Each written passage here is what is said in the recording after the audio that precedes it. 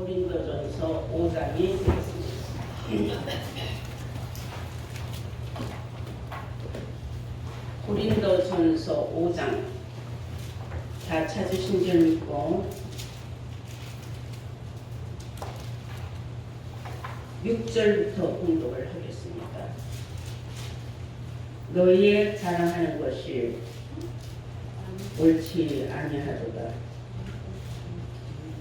적을 누르기 온 덩어리에 퍼지는 것을 알지 못하느냐. 너희는 누르기 없는 자인데 덩어리가 되기 위하여 새 덩어리가 되기 위하여 묵은 누룩은 내어 버려라. 우리의 유월절 양 곧 그리스도께서 희생이 되셨느니라. 아멘. 고린도전서 5장 6절에서 7절로의 말씀으로 제목은 유월절의 구원과 그리고 세 번의 해방, 유월절의 구원과 세 번의 해방이라는 제목으로 오늘 여러분들에게 말씀을 전하도록 하겠습니다. 성경은 우리에게 구약으로부터 종말까지 세 번의 해방으로 종말의 구원을 기록하고 있습니다. 유월절과 이 세 번의 해방이 어떤 관계가 있느냐, 이런 것을 오늘 성경을 통하여 함께 깨닫도록 하고 하나님의 섭리를 다시 한번 우리가 깨달아서 내가 성경을 알고 있다는 자부심에 또 하나님의 섭리를 알므로 내가 구원받은 백성이라는 것에 자신감을 갖는 여러분들 되시기를 바랍니다. 아멘. 유월절이라는 뜻은 넘어간다는 뜻으로서 이 말은 언제부터 시작됐느냐면 출애굽기 12장으로부터 나옵니다. 당시에 이스라엘 백성들이 나라에 없어서 애국이라는 나라에서 모두가 다 종살이를 하고 있었어요. 그래서 그 종에서 해방이 된 것은 첫 번째 애국 땅에서 종에서 해방되기 위하여 모세 선지자를 통하여서 모두가 다 홍해 건너서 족과 꿀이 흐르는 가나안 땅을 향하여 달려가게 됐죠. 물론 가는 도중에 많은 힘들고 어려운 광야 40년 생활도 겪었지만은 그러나 종살이하던 애국 땅에서 해방되기 위하여 여러 가지 고난이 있었어요. 처음부터 해방이 하루아침에 된 건 아닙니다. 하나님의 명을 받아서 모세가 이제 애국 땅에서 이 백성들을 이끌어내라는 하나님의 명을 받아서 애국 왕에게 보고를 했어요.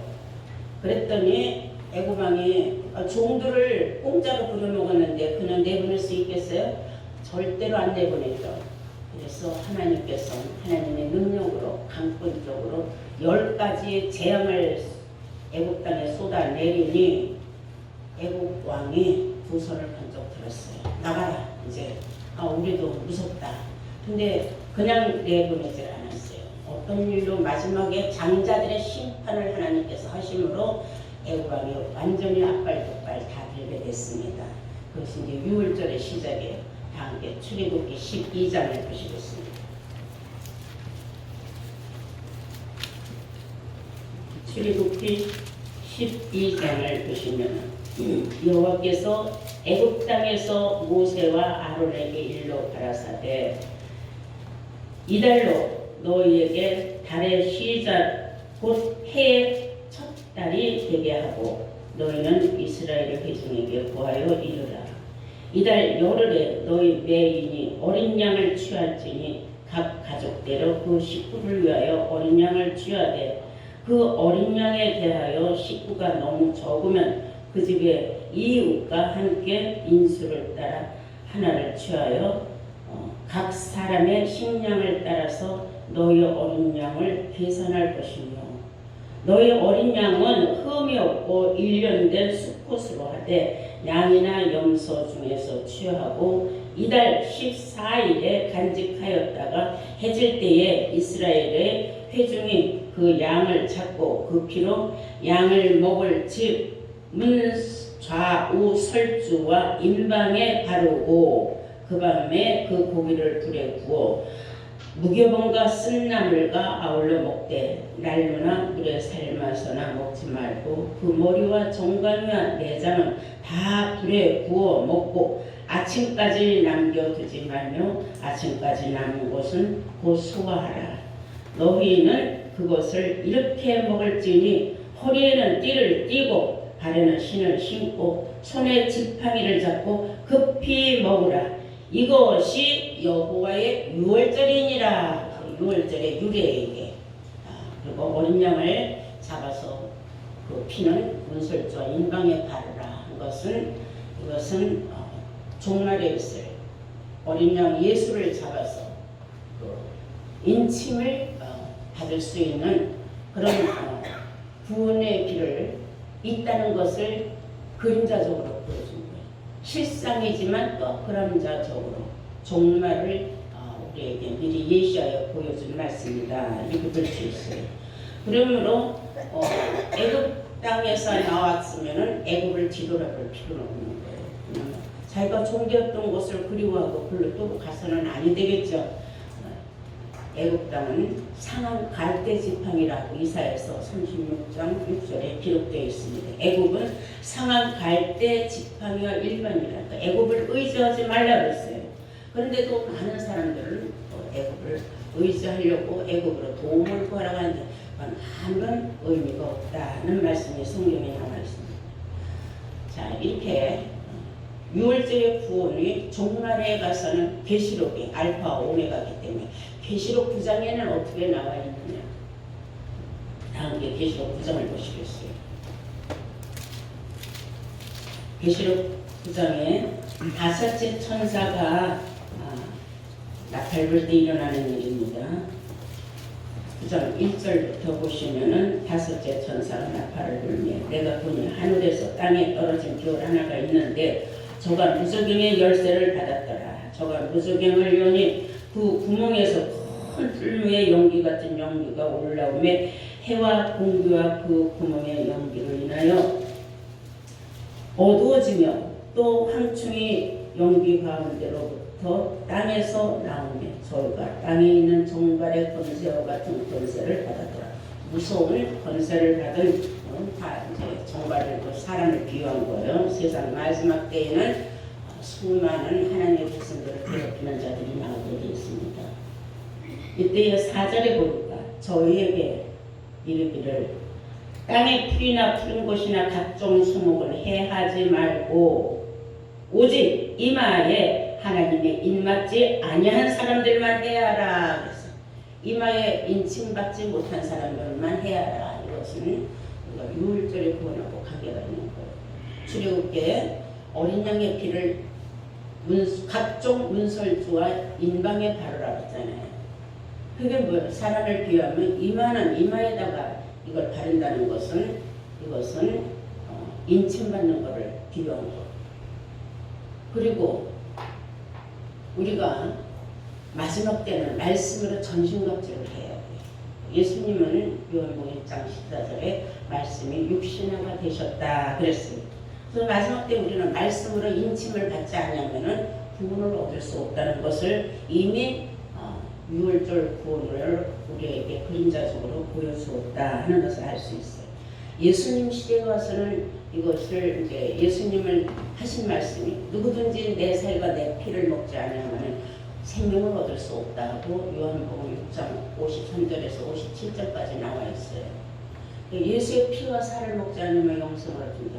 실상적인 예수님 그 육신의 몸을 뜯어먹고 그 피를 빨아먹으라는 거 아니죠. 부럽다가 아니고 우리가 식인종이 아니니까. 그래서 예수님 입에서 나오는 모든 말씀이 우리에게 생명이요 피요 살이 된다는 뜻을 말하고 있다는 것을 아시기 바랍니다. 그래서 이사야서 31장 1절에 보시면은 도움을 구하러 애국으로 내려가는 자들은 화를 받는다 그랬어요. 그러니까 지금에 와서 우리는 애국은 저 국가적인 나라 에집트라는 나라가 아니라 세상을 말하는 거예요. 애국은 세상을 비유한 거예요. 예전에는 내가 세상에서 살았을 때 좋았다. 내가 예전에 있었던 내가 그 종사를 했었던 그런 교회가 좋았다. 이렇게 과거에 연연하고 세상에 연연하는 사람들 세상으로 도움을 구하러 간다. 굉장히 어리석다. 그건 화가 될 짓이다. 내가 지금 인침을 받았으면 내가 있는 이 자리가 예루살렘 두 번째 진리의 성읍입니다. 그럼 내가 여기서 머물러 있어서 생명세계의 내림에 농명이 될 때까지 기다리고 있어야 되는 거죠. 그걸 알지 못하면 탈선하게 돼 있다. 그런 뜻입니다. 그리고 6월절은 행하라 그랬어요. 신명기 16장 1절을 보시면은 6월절 예식을 행하라. 이는 아비월에 네 하나님 여호와께서 밤에 너희를 애굽 땅에서 인도하여 내셨습니다. 6월절은 애굽 땅에서 이스라엘 백성을 종에서 해방시키기 위하여 구원해 내신 그런 절기를 말한다. 우리나라로 말하면 8.15 해방일이죠. 그래서 해방절이라고 해서 광복절이라고 하죠. 그래서 우리나라가 식민지로부터 벗어나서 빛을 찾았다 해서 광복절이에요. 국민들, 대한민국의 빛을 찾는 그런 것을 뜻하는 우리가 8.15 해방절을 기념하고 있듯이 이스라엘 민족들은 6월절을 아주 크게 행하고 있습니다. 그것이 아비벌이라 했어요. 아비벌은 4월을 말하는 겁니다. 그러면 이제 두 번째로는 이제 어디에서 해방을 받았냐? 처음에는 애굽 땅에서 종살이에서 해방을 받았고, 두 번째는 신약 시대에 와서 예수님으로부터 율법에서 해방을 받게 돼 있어요. 그래서 두 번째 해방은 율법에서 해방이다. 율법이라는 것은 출애굽기 20장 1절부터 보시면은 모세가 이제 시내산에서 하나님 앞에 율법을 받아가지고 와서 백성들에게 선포하는 날이에요. 그래서 10가지 계명을 말하죠. 첫째는 너희 하나님 위에 다른 신을 두지 말아라 하고, 신에 대한 계명이 5가지고 그 다음에 6번째부터 10번째까지 인간과 인간 사이에 대한 계명을 주셨습니다. 이것을 우리는 율법이지만 10계명이라고 하죠. 모세가 이 계명을 받아가지고 와서 하나님 명대로 선포를 했어요. 그 율법이 예수님 시대까지 내려왔습니다. 그래서 율법을 지키지 않으면 돌로 쳐 죽이거나 아니면 아주 무서운 형벌을 가했습니다. 그 율법이 예수님이 왔다 가신 지 지금 2000년이 넘었는데도 지금 그 율법을 지키는 나라들이나 율법을 지켜 구원받는다고 생각하는 사람들이 많이 있지만은 로마서 10장 4절에 보면 우리 주 그리스도께서는 의를 이루기 위하여 율법의 마침이 되셨다 그랬어요. 의를 이루기 위해서 율법의 마침이 되셨다는 것은 끝장냈다 이거 예수님이. 그리고 예수님이 말씀하셨어요. 마태복음 11장 13절을 보시면은 모든 선지자와 율법의 예언은 요한까지다.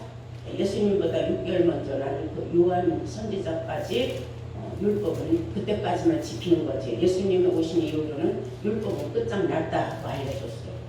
그런데도 모르고 지금까지도 율법을 지키는 교회들이 많아요. 그래서 찬송같이 10계명을 항상 박아놓고 있죠. 우리 다 함께 갈라디아서 3장 13절을 보시겠어요.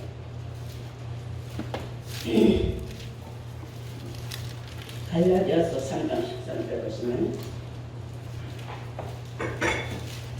그리스도께서 우리를 위하여 저주를 받은 바 되사 율법의 저주에서 우리를 속량하셨으니 기록된 바 나무에 달린 자마다 저주 아래 있는 자라 하였으니 예수님이 우리를 죄에서 속량하시고자 십자가에 대신 못 박혔다.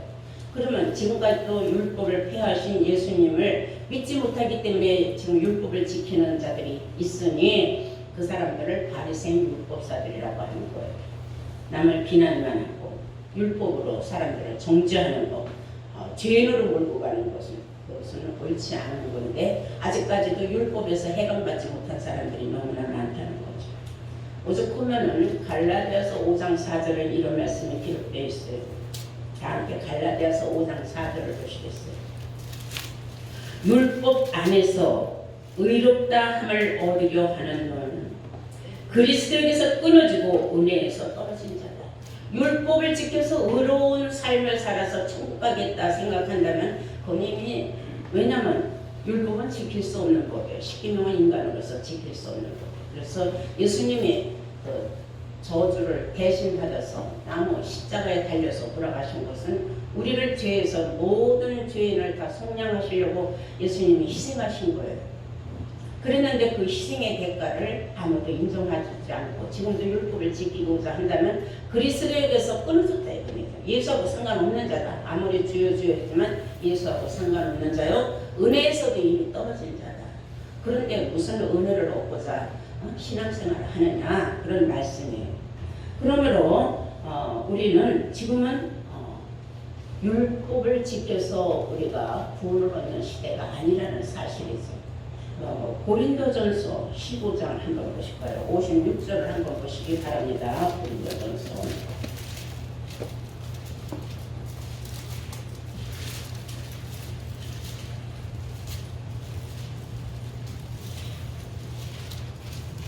보시면은 사망이 쏘는 곳은 죄요 죄의 권능은 율법이라 하세요. 죄를 크게 만들어주는 법이 율법이라 했어요. 왜냐하면 사람이 조그만 죄를 져서 율법에 가서 다스리는 거예요. 그래서 율법은 우리가 지킬 수 없는 법이었다는 것을 알려주고 그렇기 때문에 예수님께서 십자가에 못 박혀 돌아가셨다고 에베소서 2장 다 함께 14절을 보시겠어요.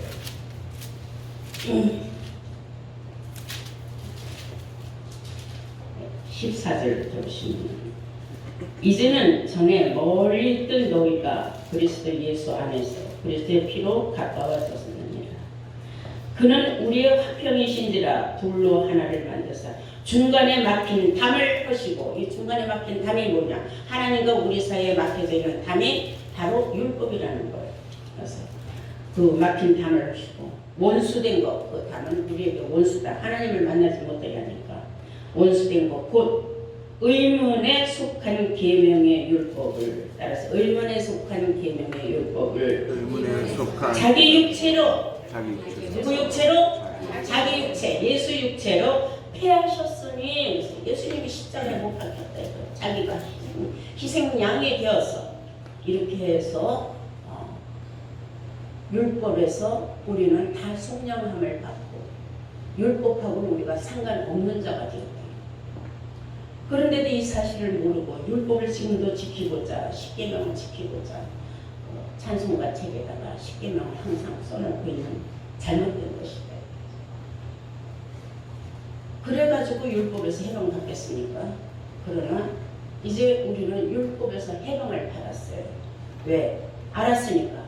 예수님이 율법에서 우리를 속량하셨다는 걸 알았으니까 우리는 이제 두 번째 율법에서 해방받은 자다.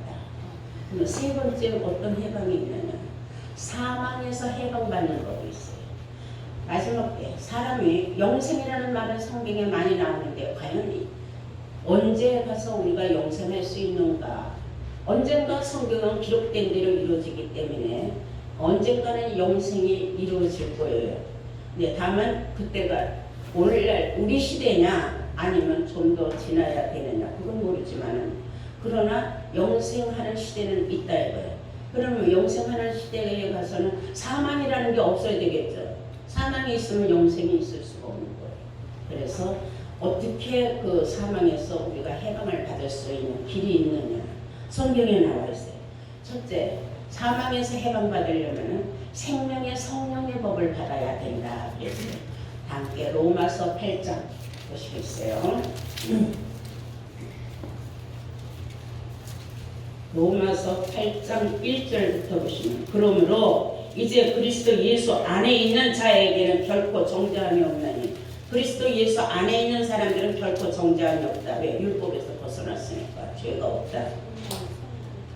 그 이유를 말하는 거예요. 이는 2절에 그리스도 예수 안에 있는 생명의 성령의 법이 죄와 사망의 법, 즉 율법에서 너를 해방하였음이니라. 아멘. 네. 생명의 성령의 법이 어디에 있다 그랬어요? 그리스도 안에 있다 그랬어요. 그래서 그리스도 안에 있는 사람들은 생명의 성령의 법을 받은 자들이요. 밖에 있는 사람들은 죄와 사망의 법, 율법에 있는 사람입니다. 다 같이 예수를 믿되 어떤 사람들은 그리스도 안에 있고 어떤 사람들은 그리스도 밖에 있다. 무엇으로 우리가 분별하느냐? 생명의 성령의 법을 받았느냐? 사망. 법을 받았느냐. 우리가 이제 쉽게 이해가 가잖아요. 그러면 내가 생명의 성령의 법을 어디로부터 받았느냐면 진리의 성령을 받았기 때문에. 왜냐? 요한복음 8장 32절에 보시면 진리를 알지니 진리가 너희를 자유케 하리라 그랬어요. 자유케 한다는 건 뭐야? 해방이라는 뜻 아니겠습니까? 그러므로 진리를 받아야 되는 거예요. 마지막 때는 그것이 진리를 알아야 내가 생명을 얻을 수 있다는 거죠. 생명의 성령의 법. 성령은 진리라고 했어요. 성령은 진리니라. 진리는 아버지의 말씀이 진리라. 이런 것을 우리가 기본적으로 알고 있는 말씀입니다. 히브리서 9장 28절에는 그리스도는 많은 사람의 죄를 담당하시려고 그리스도 예수께서 많은 사람의 죄를 담당하시려고 단번에 들이신 바 계셨고 그랬어요. 히브리서 9장 28절에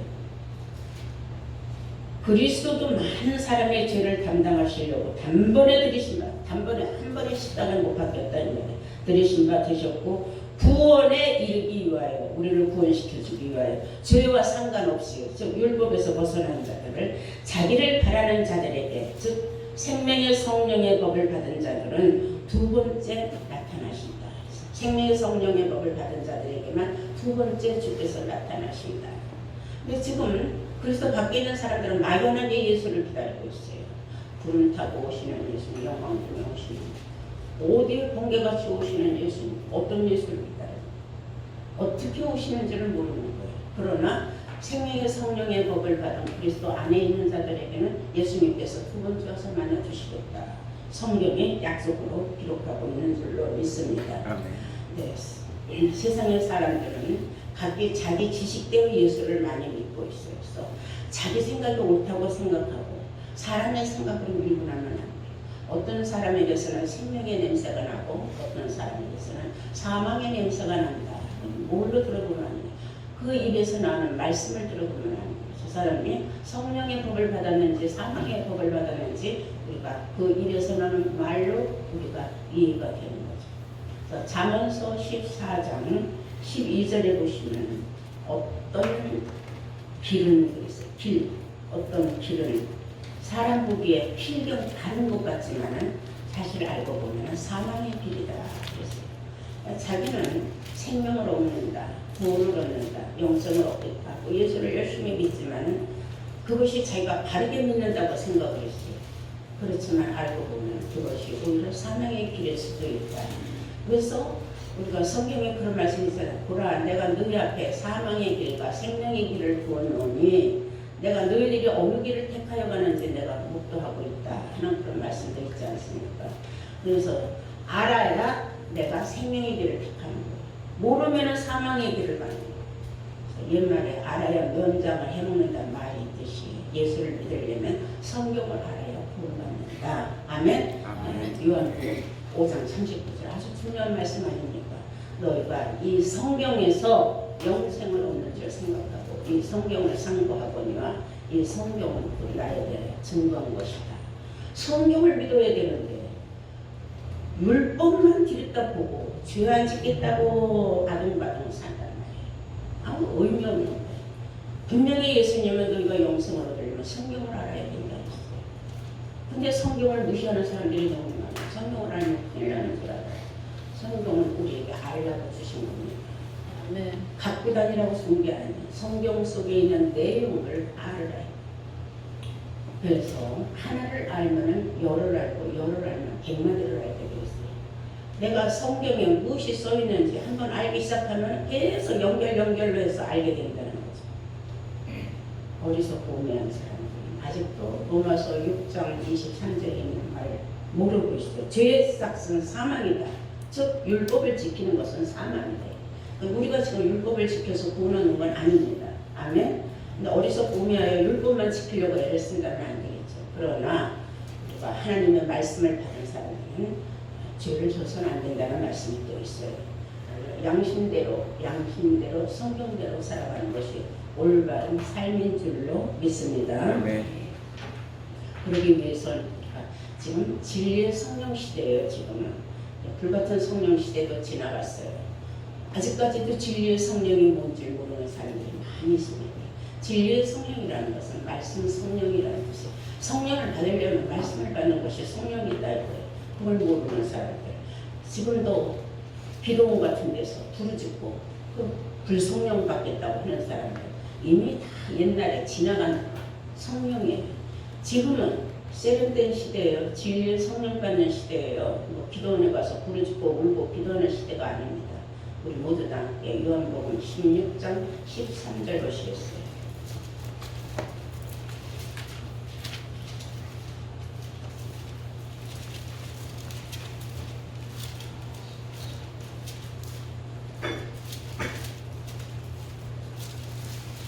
요한복음 16장 13절.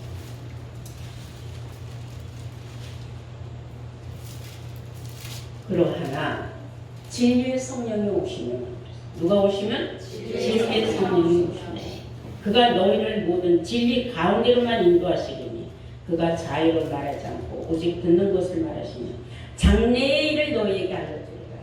장래의 일을 알려주는 거 우리가 어떻게 구원을 받는지 우리가 어떻게 사망의 법에서 해방을 받는지 다 알려준다 이 말이에요. 이해가 되시죠? 진리 가운데로 인도하시니 그가 자유로 말하지 않고 멋대로 지어서 말하는 게 아니라 성경에 기록된 말씀만 증거하여서 알려준다 그 말이에요. 오직 듣는 것을 말하시며 장래의 일을 너에게 알리시리라. 그가 내 영광을 나타내리니 내 것을 가지고 너에게 알리겠습니다. 예수님의 것을 가지고 알려주는 거예요. 말씀 예수님이 하나님 앞에 받아서 선지자들에게 말을 해서 선지자들이 다 기록하는 거예요. 예수님 쫓아다니면서 들은 말씀 다 기록하는 거예요. 이것이 다 예수님의 것이다. 알고 보면 하나님 앞에 받았으니까 예수님이. 그래서 그것을 우리에게 들려줘서 우리가 알지만은 그것은 누구의 영광을 드러내기 위해서냐? 결국은 예수의 영광을 드러내기 위해서다 하고 성경은 말하고 있는 줄로 믿습니다. 그래서 지금 사람들이 모르고 있는 게 있어요. 예수님이 떠나가야 또 다른 보혜사가 온다고 했는데 그걸 모르고 있는 시대예요. 그래서 보혜사를 알아야 돼요. 그래서 지금은 또 다른 보혜사가 가지고 오는 진리의 성령 안의 시대다. 이것을 알아야 우리가 완전한 그리스도 안에서 생명의 성령의 법을 받았다고 자신하고 확신할 수 있다는 걸 아시기 바랍니다. 계시록 20장을 한번 보시면은 우리가 이렇게 사망의 법에서 해방받은 사람들은 둘째 사망의 해를 받지 않냐고 오히려 엄청난 축복을 받는다고 성경에 나와 있어요. 계시록 20장 6절 말씀 보시겠어요. 이 첫째 부활에 참여하는 자들은 우리 모두 다 지금 첫째 부활에 참여하고자 하는 사람들입니다. 복이 있고 이 첫째 부활에 참여하는 사람들은 복이 있고 거룩하도다. 둘째 사망이 그들을 다스리는 권세가 없고 도리어 그들이 하나님과 그리스도의 제사장이 되어서 천년 동안 그리스도로 더불어 왕노릇하리로다. 이 왕노릇할 수 있는 첫째 부활에 참여하는 사람들이 누구냐면 죄와 사망의 법에서 해방받는 사람들입니다. 사망의 법에서 완전히 해방, 율법에서 완전히 해방. 그리스도 안에서 생명의 성령을 받은 법을 받은 사람들은 바로 진리의 성령을 받은 사람들 뿐이라는 걸 아시길 바랍니다. 이 사람들이 어떤 사람들입니까? 어떻게 해서 첫째 부활에 참여하는 호련변화를 받았기 때문에 다 함께 고린도전서 15장 51절을 보시겠습니다.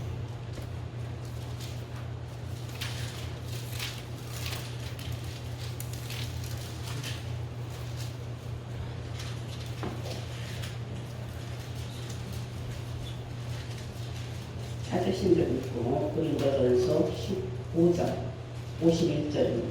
보라 그랬어요. 내가 너희에게 비밀을 말하는 이건 비밀이다. 우리가 다 잠잘 것이 아니야. 여기서 잠자는 건 육신의 잠이 아니라 영적인 잠은 자면 안 되는 거예요.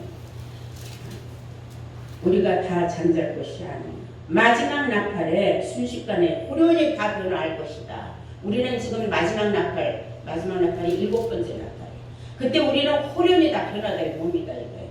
이 호련히 변화된 사람들만 들어간 것이 첫째 부활에 참여하는 사람. 이런 사람들은 둘째 사망에 우리를 절대로 건드릴 수 있는 권세가 없다. 이런 사람들은 첫째 부활에 참여해요. 우리 모두 다 지금 호련변화 받을 몸들입니다. 여러분들이 호련변화를 받기 위해서는 신앙에 잠을 자서는 안 됩니다. 경고의 말씀이라는 걸 아시기 바랍니다. 아멘. 그래서 마지막 나팔에 순식간에 후련이 다 변화하리니 나팔 소리가 나며 죽은 자들이 썩지 아니할 것으로 다시 살고 우리도 변화하리라. 우리도 변화가 된다. 호련 변화가 어마어마한 놀라운 하나님의 역사가 이루어지는 때가 지금 우리 앞으로 다가오고 있다는 사실을 아시기 바랍니다. 그런데도 지금 아직까지도 종에서 해방받지 못한 사람들이 너무 많아요. 애굽에서 허덕이는 종들이 얼마나 많습니까? 율법에서 허덕이는 종들이 얼마나 많습니까? 예수님께서 요한복음 15장 15절에 종들은 하나님이 하는 것을 알지 못한다 했어요. 주인이 하는 걸 전혀 모르는 게 종들이다 했어요. 우리는 지금 종이 아니에요. 아들이지. 아들의 반열에 있어야 되는데 아직도 종의 반열에서 종 타령하는 사람들은 다 그리스도 밖에 있는 사람들이에요. 사망의 법에 얽매여 있는 사람들이에요. 그 사망의 법은 율법이 사망의 법이라고 하지 않았습니까? 그런 사람들이 있는가 하면은 지금 우리는 그리스도 안에서 생명의 성령의 법을 받고 6월절의 섭리의 그 뜻을 아는 거죠. 6월절이라는 건 넘고 넘는 그 말이랄 거예요. 그래서 6월절의 그 구원을 우리가 지금 받는 겁니다. 온 인류가 받을 수 있는 이 6월절의 구원의 역사가 있는데도 세상 사람들이 성경을 모르기 때문에 그 이름만 6월절이지 6월절의 뜻을 모릅니다. 마지막 때 우리가 세 가지 모든 법에서 우리가 해방을 받는 종에서 해방받고 율법에서 해방받고 사망에서 해방받는 놀라운 호련 변화를 받아서 첫째 벌에 참여할 수 있는 여러분들 되시기를 예수님의 이름으로 축원합니다. 아멘.